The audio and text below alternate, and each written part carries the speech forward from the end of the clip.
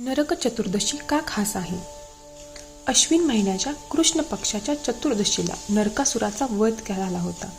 या दिवशी नरक चतुर्दशी साजरी केली जाऊ लागली. नरकासुराचा मृत्यू झाल्याने त्या दिवशी शुभ आत्म्यांची मुक्तता झाली असे मानले जाते. आज नरक चतुर्दशी आहे. भगवान श्रीकृष्ण आणि त्यांची पत्नी सत्यभामा यांनी नरकासुर या राक्षसाचा वध केला होता. तेव्हापासून दरवर्षी नरक चतुर्दशी या दिवशी साजरी केली जाते. श्रीमद भागवत पुराणात नरकासुराचे निवासस्थान प्राग्ज्योतिषपूर मानले गेले आहे, जे सध्याचे आसाम आहे. कामरूप आणि मायालोक अशीही यांची नावे आहेत. नरकासुराचा वध झाला, पण शतकानंतरही गुवाहाटीमध्ये एक पर्वत आणि एक रस्ता त्याच्या नावावर आहे. आसाममध्ये एक लोककथा आहे की नरकासुर मार्ग नरकासुराने स्वतः कामाख्या देवीसाठी बांधला होता.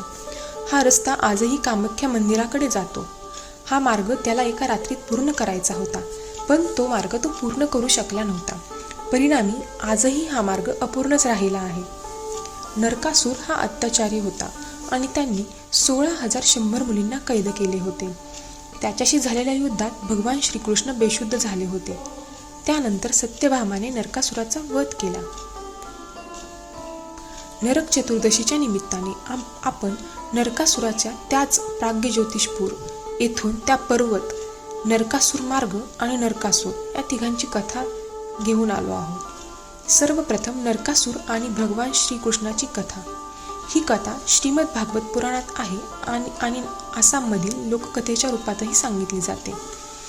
कामाख्या मंदिर असलेल्या नीलांचल पर्वताला दक्षिणेला पांडू गुवाहाटी मार्गावर ज्या टेकड्या आहेत त्यांना नरकासुर पर्वत म्हणतात. नरकासुर हा कामरूपाचा राजा होता आणि तो देवी कामाख्याचा प्रमुख भक्त होता. ज्या मार्गाने बहुतेक लोक मंदिरापर्यंत पोहोचतात त्या मार्गाला नरकासुर मार्ग असेही म्हणले जाते. नरकासुराने ब्रह्मदेवाची उपासना केली. वरदान मागितले की, हे देवा, मी भूमीचा पुत्र आहे आणि माझा मृत्यू झाला तर तो देवीच्या हातून व्हावा. वरदान मिळाल्यानंतर नरकासुराला पृथ्वीवरील सर्व राजांचा पराभव करून देवलोक जिंकायचा होता. इंद्राच्या दरबारावर हल्ला केला होता. प्रतापी नरकासुराला पाहून इंद्र सिंहासन सोडून पळून गेले. नरकासुराने आपल्या महालात 16,100 सुंदरींना बंधक बनवले होते. देवलोकातून परतताना नरकासुर देवी आदिती म्हणजेच ऋषी कश्यपाची पत्नी, देवता ज्यांचे पुत्र मानले जातात ते, यांच्या सुंदर चमकणाऱ्या कर्णफुलांवर मोहित झाला. ते त्याने हिसकावून घेतले. आदिती रडत रडत सत्यभामेजवळ गेली. सत्यभामा ही भगवान श्रीकृष्णाच्या 8 राण्यांपैकी एक होती.